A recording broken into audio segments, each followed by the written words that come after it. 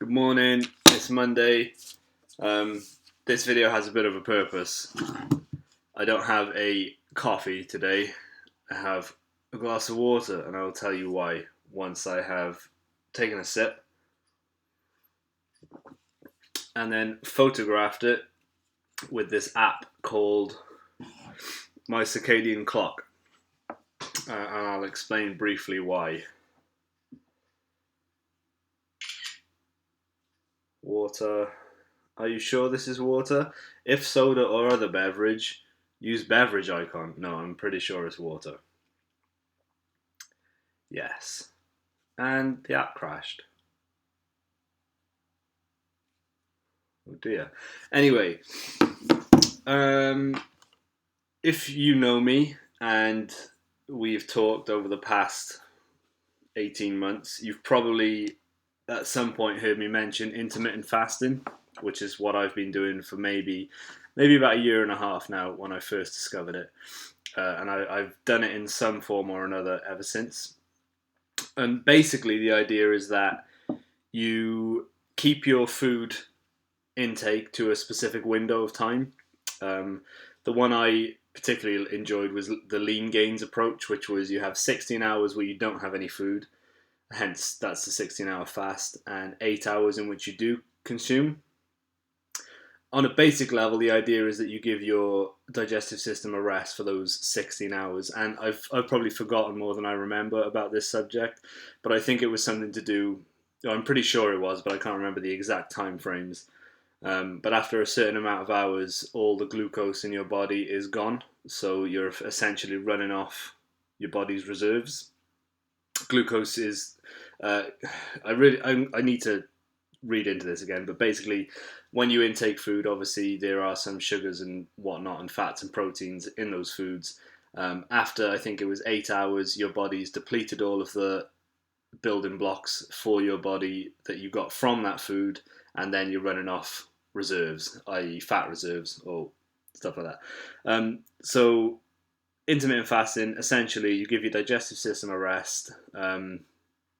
And it's good. It's good for you. I had a great time with it. It took me about 2 weeks to get over the feeling like I wanted breakfast. And then since then, I just don't eat breakfast anymore. It's only a very rare occasion that I do eat breakfast, and it's a very rare occasion that I do eat past 8 o'clock in the night.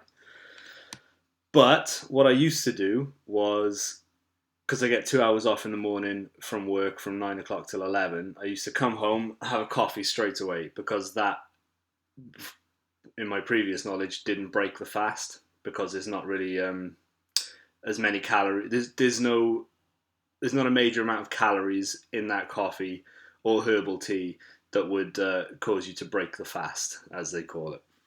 However, yesterday I was made aware of some new research which says that even if you drink coffee, it produces enzymes in the liver which need to digest the coffee. So technically, you're waking your body's system up even with beverages like coffee and tea, which I wasn't aware of before. This is all very tedious, and I'm not explaining it super well, but basically I've changed my routine now so that I won't be having a coffee until gone 10 o'clock in the morning, which means I'll have to switch my exercise up, so I'll do my exercise now, then have a coffee, whereas I used to do it the other way around. But apparently, research is showing that it's very beneficial for things like building lean muscle mass and regulating blood sugars, making you insulin sensitive. These are all terms that I don't know enough about to be talking about, I'm sure, but things that I would urge you to look up if you're interested in this kind of thing. And basically, it's a good way to keep body fat down. It's worked for me in the past, especially when I choose the right kinds of foods as well. So with my zero processed carbohydrate diet, I only get my carbohydrates from fruits and vegetables when I'm focused on it and actually doing it. You know, there are occasional times where I will eat pizza more so than I should, but you know, we're all trying. But yeah, I'm excited. It's renewed my enthusiasm for intermittent fasting. I'm a big believer in. I think people call them like biohacks, and it's just like little tricks and tips that you can get better performance out of your body Some have worked for me in the past, and I'm excited now to get on with this. But this app is a current research project which is being done by the guy, I think his name's Sitchin Panda, and he is studying the effects of, they call it time restrictive eating. So basically, this app called My Circadian Clock, which you can sign up for if you want to, at mycircadianclock.org, and then you download the app. The idea is that whenever you do eat something, you will take a picture of it, and that picture will get sent to his research team or whatever, and then they'll get data from it and then tell people how it's all going. So I'm very excited about this. It's renewed my enthusiasm for a healthy lifestyle. The reason I'm on this thing today specifically is because yesterday I was listening to Joe Rogan's podcast with Dr. Rhonda Patrick. She is very interesting in that she knows so much about nutrition and exercise, and it's just really hard to keep up with her. But the last 15 minutes of the podcast yesterday was all about time restrictive eating. And as soon as I heard it, my ears pricked. Is that the word? I don't know. But as soon as I heard her mention time restrictive eating, I thought intermittent fasting. I'm going to give this a listen. It was very interesting.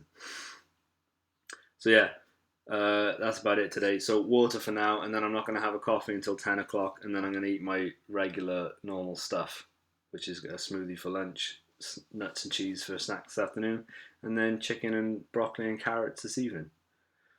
And it's all got to be done before 8 o'clock, and I love it. I just genuinely love this way of eating. It has... I think before I started intermittent fasting, I was very dysfunctional with my food, and I would eat whatever I wanted at all times of day, middle of the night, wouldn't matter. And that led me to get into the unhealthy state that I was in, with the fatty liver and low energy and just excess body weight. My face was huge, my belly was out here. And then when I started adhering to the intermittent fasting of 8 hours a day, I was still eating the same kinds of things, but I was able to compress it into that window, and it gave me a little bit of structure mentally. And since then, I've cleaned up things bit by bit, and it's like an ongoing process. But the intermittent fasting, I think, was the key to me becoming more of a functional eater. Is functional the opposite of dysfunctional? I don't know, but I'm no longer dysfunctional with my food to the extent that I was. Anyway, that's it for me this morning. I'm going to go and do some exercise and then look forward to my coffee. And my coffee is like one of the highlights of my day.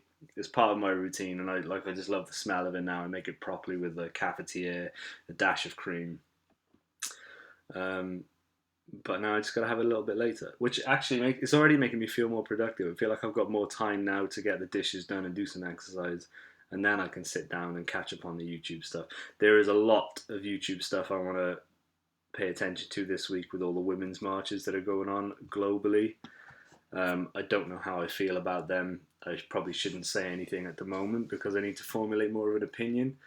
But with the election of Donald Trump, I think people need to relax about it and see what he does, because we don't know what he's going to do yet. I don't really know why it matters to me all that much, because I'm not a citizen of the United States.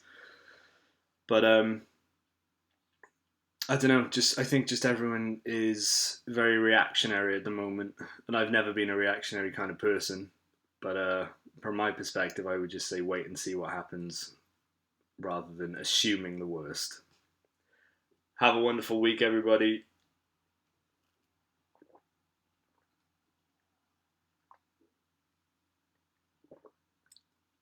Not breaking my fast.